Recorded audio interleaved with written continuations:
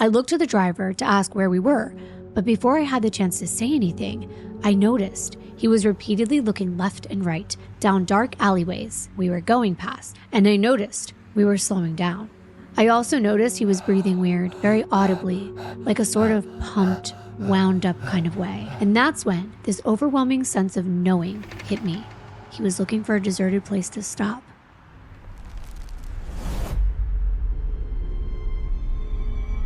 You step into an Uber, expecting a routine ride home, but then the driver starts talking. Not just small talk. He knows things. Your high school, your old job, your college major, even how many siblings you have. Details you never remember ever sharing with a rideshare driver. At first, you brush it off. Maybe he just has a good memory and you forgot. But the questions keep coming. They're more personal, more invasive, and he doesn't take the hint when you shut him down. And then as you pull up to your apartment, he asks, "Which door is yours?" There was no reason he needed to know that, but he wanted to know. These are stories of rides that should have been forgettable until it became a chilling reminder that sometimes strangers have bad intentions and not all rideshare drivers are just doing their jobs. Hi everyone, welcome back to my channel. You may know me from my true crime channel, Kimbyrleigha. I'm Kimbyrleigha or Kimbyr, and this channel is all about diving into some of the most interesting real life stories from around the web, mostly focusing on my favorite place, and that is Reddit, which is one of your favorite places I've heard as well. This story, the first one we're talking about, is from the Creepy Encounters subreddit, and it was from about 6 months ago, which is fairly recent, which makes it a little scarier, and it's from Kindly Cost 6810. Here goes. So this happened a while ago, and it's pretty mild compared to some of the stories on here, but I think about it a lot. When it comes to getting my driver's license, I was a bit of a late bloomer. Living in the city, however, this wasn't a big deal, as walking, public transport, and rideshare apps were all extremely accessible, and I had no trouble getting where I needed to go. Most of the time, I used Uber to get to work and met a lot of the local Uber drivers, some of which knew me by name. There were a few encounters of drivers creeping, but never too badly, so there's only one that really sticks out and scares me to this day. I was maybe 23 at the time, working an office job downtown, and had ordered an Uber to take me home from work. I didn't recognize him, but everything was pretty normal at first. I hopped in, we said our hellos, he confirmed the address, and we started driving. The driver was a guy in maybe his mid-30s, heavier set, smiley. He was continually glancing in the rearview mirror at me, more than average, and nearly immediately told me that he'd picked me up before, which as someone who Ubered almost daily, did not strike me as all that odd. But then the things he was saying started to get really weird. He asked me why I didn't still work at my former job. I was surprised and a little bit alarmed that he'd remembered where I used to work, as I hadn't been there since I was 19. So apparently he remembered me from about 3 or 4 years ago. Yikes. Okay, I would already be a little bit worried if he knew me from 3 or 4 years ago. He also remembered my hometown, where I went to high school, college, what I was studying, and how many siblings I had. And he confirmed it all with me. He's like, "You're from blank, right? So you went to blank high school and you have 2 younger sisters, right? Still studying history at blank university." And all of this might not have been too odd for an attentive and friendly driver, except I was never a talkative passenger and usually avoided small talk and kept quiet in Ubers, which I actually recommend that you should do. She said, "I have no memory of ever telling any Uber driver this specific information, as when asked, I would give vague answers such as, 'Oh, about 40 minutes south,' or 'Yeah, I've got some siblings. I'm not close with them though.' Anything to avoid giving details to a stranger who knows my address. So it was extremely weird to me that he remembered, it's in quotes, such detailed info about me. He then went on to ask a bunch of personal questions, such as my relationship status, what year I graduated high school, where I like to go out with my friends. He also knew about my male roommate somehow, and inappropriately asked about my relationship to him. At this point, I was getting extremely uncomfortable, and my answers were becoming more and more curt, but he wasn't taking the hint. It got to the point or I stopped being cooperative with the questioning at all and just started giving vague one-word answers or pretending not to hear the questions until he gave up asking and moved to the next.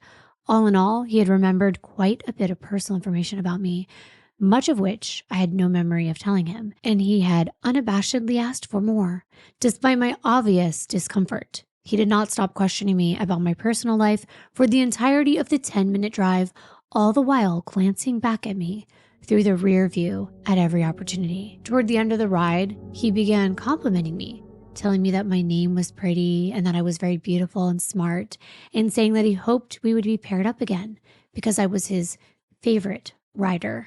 Upon approaching my apartment, he asked which door was mine so that I wouldn't get wet. It wasn't raining. Okay, that's weird. Initially, I thought she was going to say it was raining and he wanted to get her right under the awning or something, but that is creepy. So out of all the apartments, he wanted to know which one was hers. Obviously, I told him my landlord's door, and he pulled up to my door anyway. Before he unlocked the door, he turned around to smile at me and said, "This is the longest ride we've taken together," before saying that he hoped to see me soon and told me to have a good night. I got out, walked around the side of the building, and waited for him to leave before immediately reporting him. Thankfully, this is back when Uber had real humans for customer service, and they responded that they would be blocking him from matching with me for future rides and would be investigating whether he would be allowed to use the app anymore. I took the bus for the next few weeks and never saw him again. I also never had another Uber ride like that again. It still creeps me out how he knew all of that information about me. Well, I am so glad that nothing bad happened to this person because, first of all, that is harassment and it's very inappropriate. This person should not be trying to hit on you, ask questions about your personal life. Their job is to get you from point A to point B, period. End of story. That should have been never a story to begin with. But I wanted to go to the comments. Someone said it sounds like more of a stalker that took Uber as a job just to get closer somehow. Very weird. Your instincts are solid. Never ignore them. The barrage of questions and familiarity were clear flags. The unsolicited comments more so. But it sounds like you subconsciously picked up on the predator vibes that may not be clear in hindsight, but glad you were safe and moved away. Yeah, she actually moved out of this area after this. That was like a little update. So that's also good because I didn't think about it until I read this, but you are giving someone your address because you have to get home. But that's also very scary. And I kept thinking that now it connects your social media accounts. Like I know it's connected to my Facebook, so you can see my name, obviously. But I feel like it's sad when you are in a position where you might be being harassed or stalked, because I don't think I would feel safe living where I currently am if somebody like that knew that I was living there. This commenter made a really good point as well. They said, it sounds like the Uber driver did online research into your personal life, which is alarming to say the least. They went on to say, always listen to your instincts. Many years ago, before Uber, I had to take a taxi home from downtown. The driver started telling me how angry he felt all the time, and then he said, "Do you ever just feel like killing people?" I was instantly terrified, but played it off as I could relate. So I leaned forward and agreed with him, like I was understanding him. But I told him to let me out because I ran out of money. Truthfully, I didn't want him to know where I lived. But he said, "That's okay," and drove me near my home. There was a bar right next door, and I went in there instead, and he gave off serial killer vibes. 30 years later, I still remember that creepy taxi driver. Wow. See, I like when I read the comments because we get even more of these stories in the comments from people that can relate. And I don't know if anyone's ever thought of this, but let's say an Uber driver picks you up from your workplace. And then they go to Instagram and maybe they search the hashtags that are in that area, like popular, well-known establishments, restaurants, bars. And maybe you have hashtagged that area before. Maybe you're just eating lunch close by, you're in the area, you're shopping. And sure enough, this person might be able to find out what your profile is and then find out more about you just by looking at your pictures. And I think that is very scary and something we don't think about because I'll hashtag somewhere that I just went, especially if it is kind of like in the vicinity of where I'm working, not thinking anything of it. But we don't think about these creepy people that could be using rideshare as an opportunity to get close to people. Okay, so for this next story, this is also from the Creepy Encounters subreddit, and it's from Lucky Butterfly 800. It's titled Scary Uber Experience. They said this happened a couple of months ago. I was at a friend's house one night and I didn't realize how late it was, around 2 a.m. I love sleeping in my own bed, so I decided to call an Uber home instead of staying over. My friend lives in a more rural area of town, so it took a while for an Uber and it was around a 40-minute drive back to my house. Upon getting in the Uber, the first comment he made was telling me how pretty I was. No thanks. Immediately, red flags started going off in my head. I'm already a very anxious person and have always been afraid of taking Ubers alone. Same, especially at night. So I was already on edge before the comment was made. I just replied, "Thank you," and he started to drive me home. My friend was a boy, and I assumed the Uber saw him standing at the doorway before we left because around 5 minutes into the drive, he asked, "Was that your boyfriend?" At this point, my gut feeling tells me something is wrong, and I reply, "Yes," and say nothing further. He then proceeded to go on about how lucky my boyfriend was, and again, how pretty I was. At this point, I didn't answer. Good choice. This is very inappropriate right up front. I have so many thoughts and comments about this one. Around 10 minutes into the drive, the Uber driver tells me that he knows a quicker way to get to my house, and we're going to take a detour. I immediately start to panic inside because as an anxious Uber rider, I consistently watch the Uber app on the driver's phone and need to be following the map. Also, this detour seemed to be going deeper down the rural roads versus into the city. I then called my dad, but because it was past 3 a.m. at this point, he didn't answer. I decided to call 911.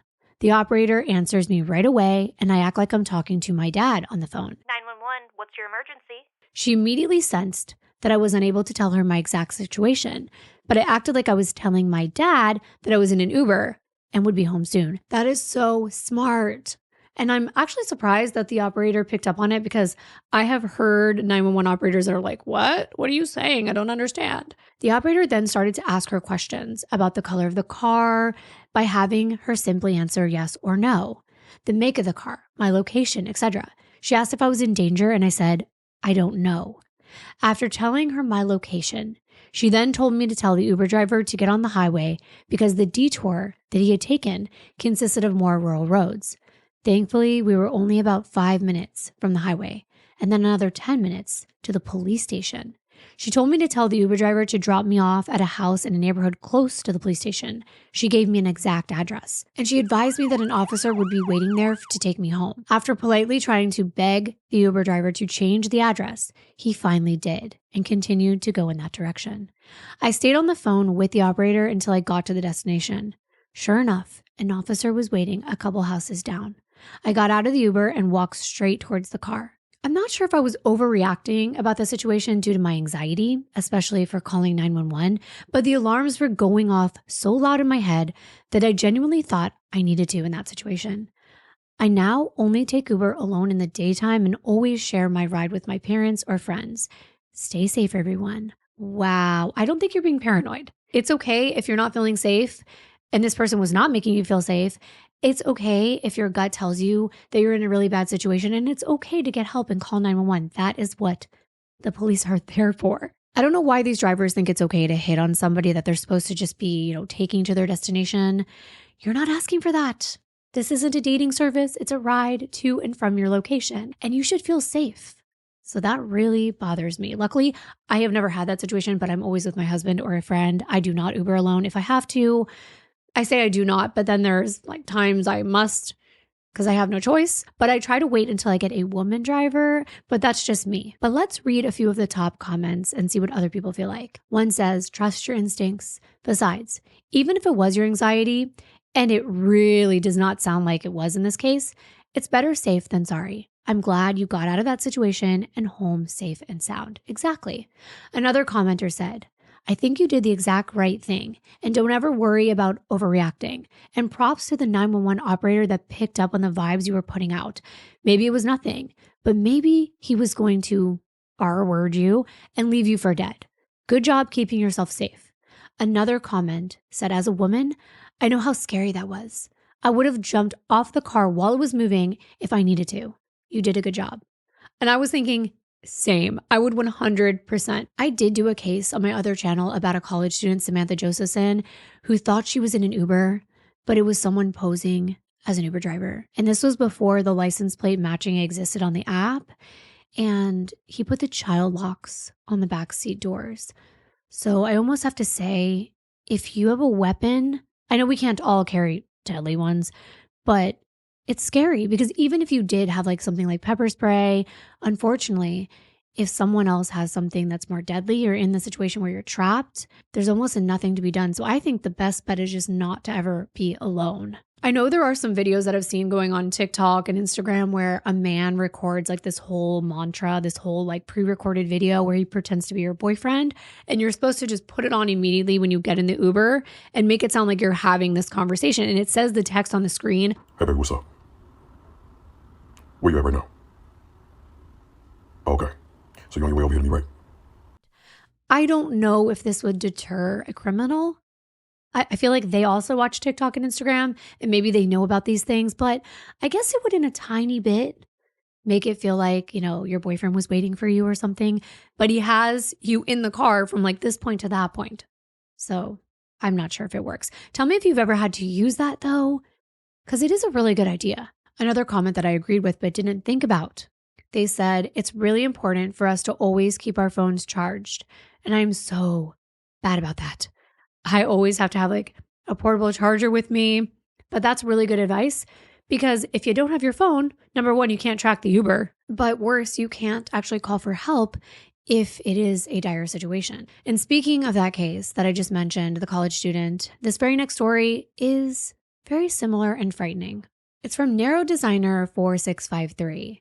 Before I got my car in my freshman year of college, I would use a Lyft to get to work pretty much every day during the summer. During the winter and fall, I just walked, even at night. And in all those Lyft cars and drivers, I never had any noticeable encounters. I've probably been in a couple hundred by now. And aside from the occasional political opinion and speeder, it was all fine. One day, I ordered a Lyft car like normal. It'll be here in 7 minutes. Cool. I walk outside a couple minutes early to go and wait for my driver, and I see a vehicle that pretty much matches the description of mine sitting in my driveway. You know the little car icon next to the profile that you can see to compare the real one? It was the same color, the same size, and unless you noticed the little details, it pretty much looked the same. But my driver was still 2 minutes away. I chose to ignore him, thinking it was just a funny coincidence and maybe he's a friend of a neighbor or something. But then he rolls down his window and looks at me. So I go up and talk to him. Maybe he's just lost. And by the way, a different race entirely from my actual driver. So I know for sure this isn't him, but similar skin tones and age. He tells me that he's my driver and pulls out his phone and has my profile, like how your driver has to make sure it's you. So in my naive and incorrect teenage mind, I think to myself, oh, Lyft must have accidentally sent two drivers. And I tell him that he's not the driver that I was told I would meet. Right as we were talking, my actual driver pulled up and rolled down his window. I explained the situation and said I'll probably get in the first guy's car because he was here first. Then my actual driver says that I should probably go with whoever's on my phone. That sounded pretty logical to me and made sense. But before I could turn around and tell the other guy I was going to go ahead and pick the other guy, he drove off. Tinted windows, by the way. It wasn't until I got into the car that my driver brought it to my attention how fucking weird that was. He told me in his 10 years of being a Lyft driver, nothing like that had ever happened to him or anyone he knew. I gotta stop for a minute. Has Lyft really been around 10 years? Because that's blowing my mind. Why have I only believed that it's been around like 5 years? Oh my gosh. I'm getting older and older by the minute.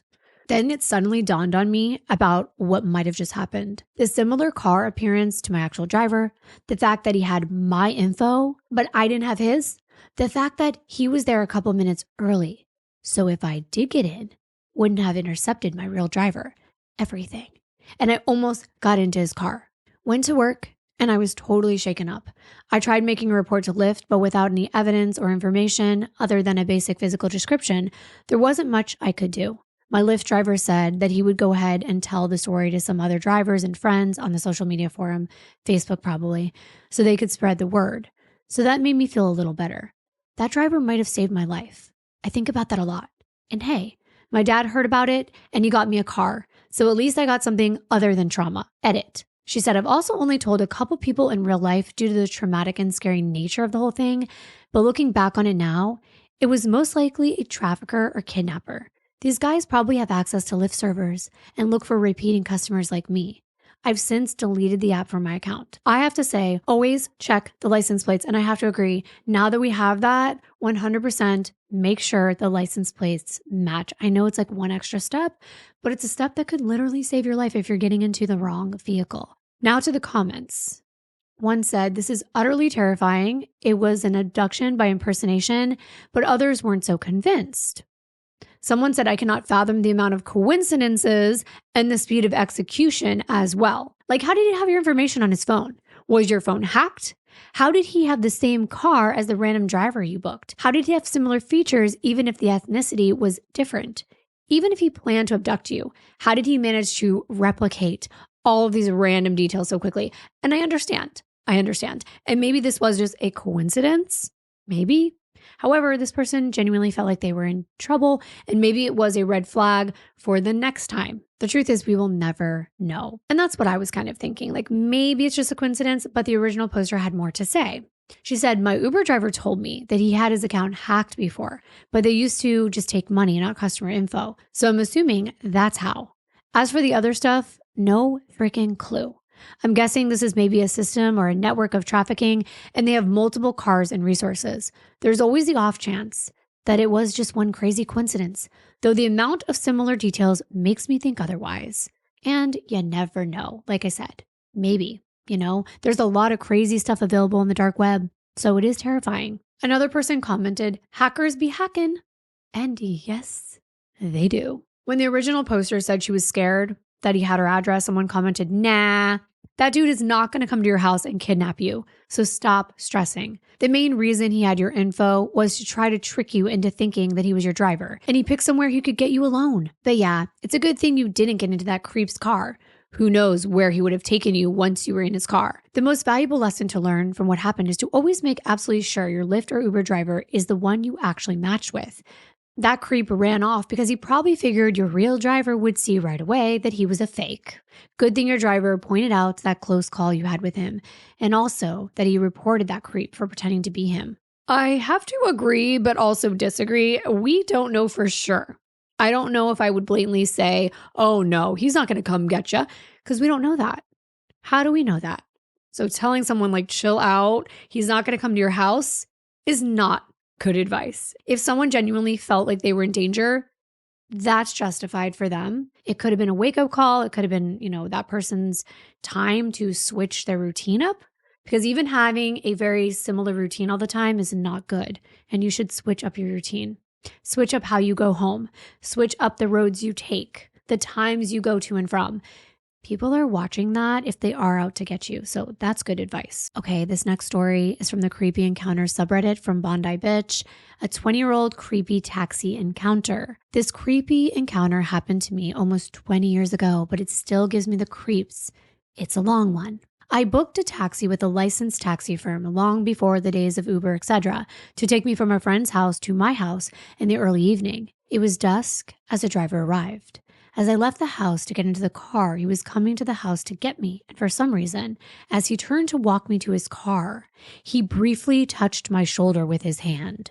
It wasn't lingering, but it was deliberate, and my immediate thought was, why is this guy touching my shoulder? Ugh. I would be thinking the same thing. That's creepy. And the fact that he's like getting out of the car, but I know back then, drivers were kind of more like full service, even though it doesn't include touching your body. The poster said, my intuition said it wasn't right. But I was in my 20s and this guy must have been in his 50s. And I convinced myself that it was just something people from that generation did. I sat in the back. The journey should have taken around 20 minutes from North to South London. And in the first 5 minutes of the journey, there was some initial chat where he told me that I was the last job of the day and he had no plans afterward. Oh my gosh, why is he telling her that? I guess it was small talk, or he thought so. When he told me that, I felt this pang of fear. But I thought, this guy is from a licensed firm. He's been identity checked and approved to do this job. His ID card with his name and photo and registration number was clearly displayed on the dash. He was from a firm that my friend used regularly and had an account with, although she had not met this particular driver. My logical brain told me that he's clearly traceable to me if he decided to do anything, so he just wouldn't risk that. Plus, it was the early evening in a very busy area, and that made me feel safe. Plus, by this time, we were already on the road. I spent the next 15 minutes or so of my journey looking at my phone. I really don't know why.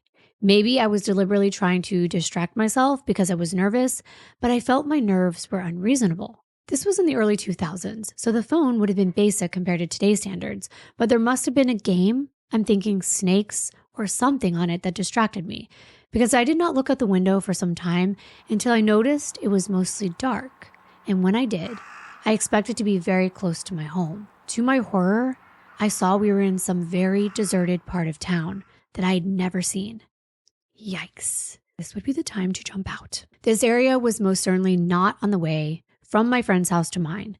It should have been a straightforward drive through central London, and this was in a very remote area with what looked like an abandoned housing estate and abandoned cars. I looked to the driver to ask where we were, but before I had the chance to say anything, I noticed he was repeatedly looking left and right down dark alleyways we were going past, and I noticed we were slowing down. I also noticed he was breathing weird, very audibly, like a sort of pumped, wound up kind of way.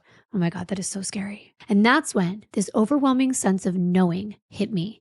He was looking for a deserted place to stop. At that point, a very clear voice in my mind told me that he was going to R-word me and kill me. And I had to think fast. I blurted out, "I don't know where I am." He didn't say anything.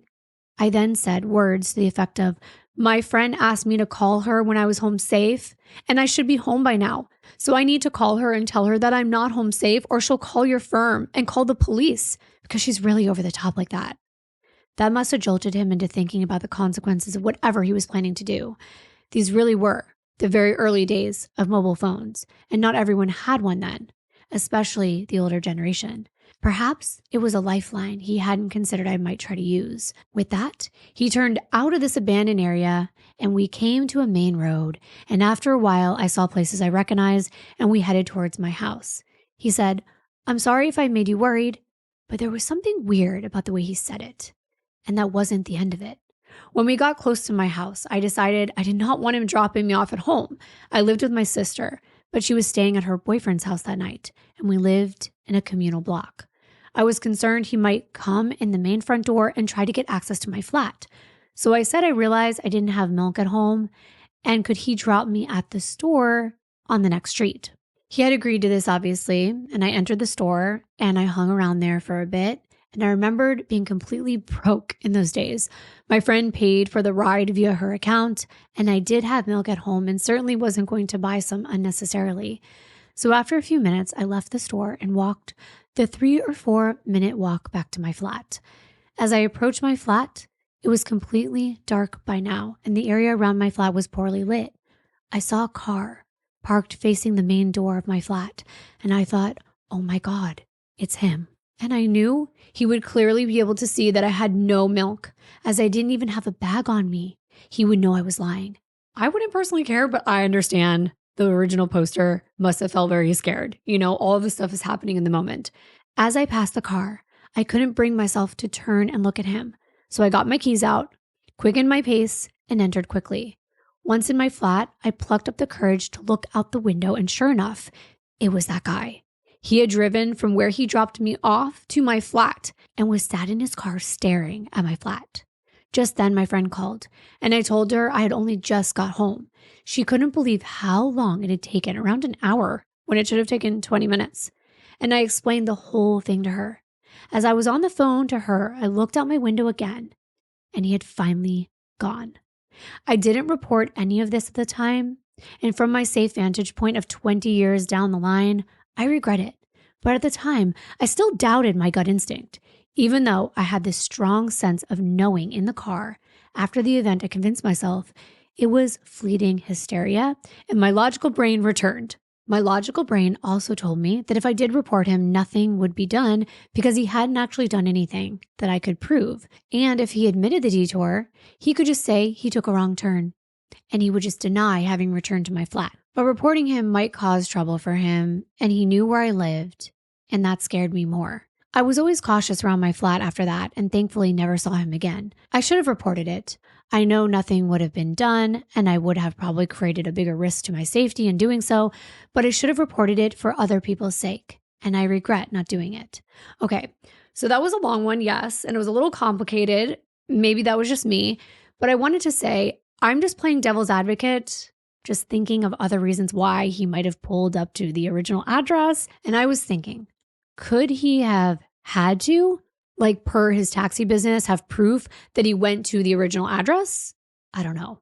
Maybe that's just a stupid question, but my uncle used to be a taxi driver for a company just like this, so maybe I will ask him. Edit, I actually Googled and I got my answer, and lo and behold, taxi drivers were expected to report to the agreed upon drop-off location, even if they ended up dropping off the customer elsewhere, as this would likely be considered a form of fraud or breach of contract. There you go. It seems logical. I was just trying to think of another reason why, but I understand if she felt she was in danger, the best thing she should have done was get to safety, and I completely understand why she would have been freaked out. But I also like to kind of think out of the box and be like, okay, well, he did know your address and this was a professional company. Maybe he had to report there just to make the record that he got to the address. But the fact that he brushed her shoulder and the way that he was like going to this abandoned part of town, now that is weird. But could it have been a wrong turn? Sure. Remember how she said her friend always took this company and never saw him before? Well, maybe he was new. Maybe he was new when he did take a wrong turn. And him telling her that this was his last drop off. I've had Uber drivers tell me that. I don't know why they share that. I think maybe they're just trying to start a conversation like, oh, this is my last drop and then I'm going to go to the movies, or wanting to know what I'm going to do. Maybe it's the first thing that comes into their head. And don't come for me. But I was also thinking, could he have gotten lost? This was before GPS. He was looking left and right. Maybe he wasn't looking for an alley to harm her, but maybe he didn't want to look unprofessional. Remember, this was a company that was like a more professional firm, and maybe he didn't want like a bad review that the company would maybe think he didn't know what he was doing. And also her friend used to take this firm all the time, right? So if she hadn't seen them before, wouldn't that mean he was new? I don't know. That's just my brain trying to work things out logically. It doesn't mean that that's what was happening in this situation, because I would have felt the exact same way if I saw this guy pull up to my address after I tried to lose him at the store by lying that I needed milk. A lot of people in the comments were saying how scary that was, and they were very reassuring. And I like what one commenter said. They said, yeah, don't ever worry about whether or not you lie to a creep. Who cares? I'm so glad you were able to get away from him. I understand why you didn't report him. Fear is a powerful motivator. And I can't say that it was a wrong move as a single woman. For fuck's sake, he knew where you lived. That's really not good. And I do agree, because we don't know the circumstances and he does know your address. And I guess I'm also just a little skeptical of some of these stories, and I think that's okay. I think it's okay to question things that we read about, right? And speaking of which, this next one struck me as maybe not one that actually happened, but you tell me. This is from Young Psychonaut 420. What was your worst run-in with a creep? And she's answering the question. She said, this happened about 5 summers ago. It was the summer before I went off to uni. It was the technically morning of a huge solar eclipse. The one Trump looked at without glasses? Anyway, my buddy had parties at his house every weekend because his parents would go up to their cottage. The parties were basically a bunch of our guy friends smoking weed, playing beer pong and video games with me and my 2 girlfriends. I live in the same neighborhood as my friend, just a couple blocks away. Usually 1 or 2 guys would walk us back to my house at the end of the night since they lived around me and didn't want us to walk alone in the dark. But this particular night, we chose to Uber because we were too intoxicated to walk home. At least that's a smart choice. We were really crossfaded, so my recollection of the story isn't crystal clear regarding all that was said. So our Uber pulls up to my friend's house at around 3 a.m. Why does it seem like weird things always happen at 3 a.m.? But anyway, me and my 2 girlfriends walk up to the car to get in. It was a minivan. We were still holding our coolers in our hands, as we were too gone to realize. I think coolers mean like wine coolers, like White Claws, that kind of thing. I opened the door to the back seat and the driver immediately gave off really weird vibes. He looked at me and had this look on his face, an almost Kubrick stare-esque look, but sort of smiling too. Now I was like, what look? Kubrick? Stare-esque? If you were as confused as me, maybe you knew. Kubrick is a technique used to portray insane or unstable characters in film. So now we know. He had long black hair in a ponytail, a beard, and was wearing a neon yellow tracksuit. He also had some type of European accent, but I couldn't tell what kind. I'm Slavic, so I know it had to be maybe Portuguese or Italian or something because it didn't sound familiar to me. He looked at me and did the elevator with his eyes, saying, "I like your shirt," and winked. Okay, this original poster is very creative with her adjectives. I have to say that. I've never heard the saying elevator with his eyes, but I completely get it. And ew. For starters, I was 17, and this man seemed to be around his late 20s, early 30s. Second of all, I barely had much of a shirt on. I remember I was wearing a low-cut crop top, so let's call them bazangas. My bazangas were obviously out. Again, I was really crossed. I think that means like she was messed up from drinking or drunk. So I just brushed it off and laughed, and me and my friends sat down in our seats, and the driver turned back and said to us, "If we get arrested, you guys are going to jail," gesturing at our open drinks. Again, we were really gone and didn't really give enough, so we just laughed, and my friend said something along the lines of, "Don't worry, we'll be low key," or whatever. So we drove off, and I noticed that at a stop sign where we would usually turn left to go home, he turned right. He had GPS with him, so I clearly just ignored it. I thought he was maybe just cutting through the neighborhood in a different way, so I just went with it. I know the area really good. There's like 5 alternate routes back to my place, and suddenly we end up on the main road, the complete opposite direction of my house. As we headed under an overpass, I turned to my friends and said, "Guys, he's going the wrong way." I looked at my friend who ordered the Uber, thinking she might have put in the wrong address or even her own instead of mine by accident, and she flashed me her screen. She had my address as the drop-off point. I guess the Uber driver caught on to us and turned around and said to us, "Do you guys want to go to the school?" We looked at each other confused. No, we want to go home," said my friend. "But all the kids that I drive want to go to the school. You know, the big parking lot, that's where I take them," the man said, with a really creepy look on his face. We knew what school he was talking about because it was our high school just up the road. It's conveniently located in the middle of a huge field, by the way. "All the kids go there," he emphasized. I remembered the look of horror on my friends' faces. "No, drop us off now," my friend demanded, even though we were still driving down the main road. There was a 24-hour grocery store coming up, so I panicked and I yelled, "Drop us off at the grocery store right now." He glared at me in the rearview mirror and turned into the plaza. He dropped us off at the grocery store, and we didn't even think about looking back to see him drive off. We just ran inside to safety, or so we thought. Minutes later, as we're pacing down an aisle, trying to order another Uber — we live in the suburbs, so finding an Uber at 3 a.m. wasn't always easy or quick — we see the Uber driver walk past our aisle. I don't think he saw us, but we immediately made a run for it. He then saw us and began following us from afar, and soon enough, he made his way closer and closer and closer. We pretty much sped through almost every aisle trying to get away from him. My friend got a notification that a driver was on the way to pick us up, and he was like 2 or 3 minutes away. We decided to go wait at the front of the store, still inside by the exit doors. Roughly 30 seconds later, the man comes up to us with a bewildered look on his face and says, "You girls want me to drive you home?" We all went pale. "No, don't worry about it. We have a ride," my friend said. "No, it's okay. I can drive you guys home," he insisted. "No, I said we have a ride. It's on the way." That seemed to anger him. "What? You ordered another Uber? What about me?" he said. He was standing very close to us too. I don't remember his face completely, as I was so high my eyes were barely open, but I remember the smile he had on his face the entire time he was with us. That eerie, nasty smile. "We have a drive," my friend snapped. The man walked away.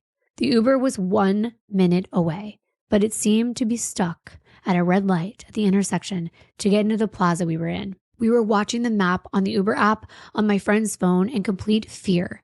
This felt like the longest couple minutes of my life, and I was scared as hell. We turned around to see if the Uber driver left the store, but there he was, about 15 feet behind us, standing very close to the one cashier who was standing by a display. The poor kid looked super uncomfortable, but we saw that the driver kept constant eye contact with us as he was talking to the cashier, pointing at us several times. And suddenly, we saw the Uber pull up in the front of the store. We sprinted out of the store, not looking back, and hopped into the car and yelled, "Drive, drive, drive, and lock the doors." The new Uber driver gassed it, and we were on the way home safely to mine. He asked us if we were all right, since we were clearly being frantic, and we explained the story, and he told us to report it as soon as we got home. And he would file a report or a witness statement or whatever himself too. He even said he would stay in front of the house until we got inside to make sure we were safe. We thanked the man, and we were super scared that the previous Uber driver would follow us, as he had my address from when he was driving us earlier. I made sure we locked the doors, windows, everything once we got inside. I put the security alarm on, and we reported the incident to Uber via email. The next morning, we woke up to 5 missed calls from Uber and an email apologizing, refunding our trip from that night, and a statement that the driver would be pulled off the road for Uber as they investigate. We never heard back from Uber regarding the creepy driver, but I hope to never see him again. What's really creepy is that a few months after that, a younger girl I work with, she's 16 at the time, told me a creepy guy kept hitting on her and making her uncomfortable one night while she was closing alone at the smoothie bar we work at. She described him as early 30s and wearing a neon yellow tracksuit. I felt my stomach drop. I immediately said, "Black hair, beard, accent? Was he wearing a low ponytail?" And she shuddered and said, "Yes." I still get chills thinking about this man. Why do I feel like this was written with ChatGPT? I'm sorry that I'm being skeptical, but I don't know. It just made me think because she said like the yellow tracksuit, like this guy would still be wearing the same, like he only has one outfit. He only has one yellow tracksuit. That's all. And he would be wearing it a few months later. But the first thing that made me think this wasn't real was when she said that they got into the second Uber and she told the driver to drive, drive, drive. I don't think a random driver would gas it. It's very unlikely that they would be your getaway driver. I could be wrong, but it just sounded a little far-fetched to me. And then maybe I'm just too skeptical, but the fact that she's now saying that her stomach dropped when somebody that she worked with saw this creepy guy wearing the same yellow tracksuit, I don't know. There were no comments on this post, so that should probably give you a clue of what other people thought. But what do you think? We'll never know, right? Either way, we learned something from these stories. At least I hope we can. And I think that what I will say for my parting message is please stay safe. I'll see you in the comments and on my next video. Bye.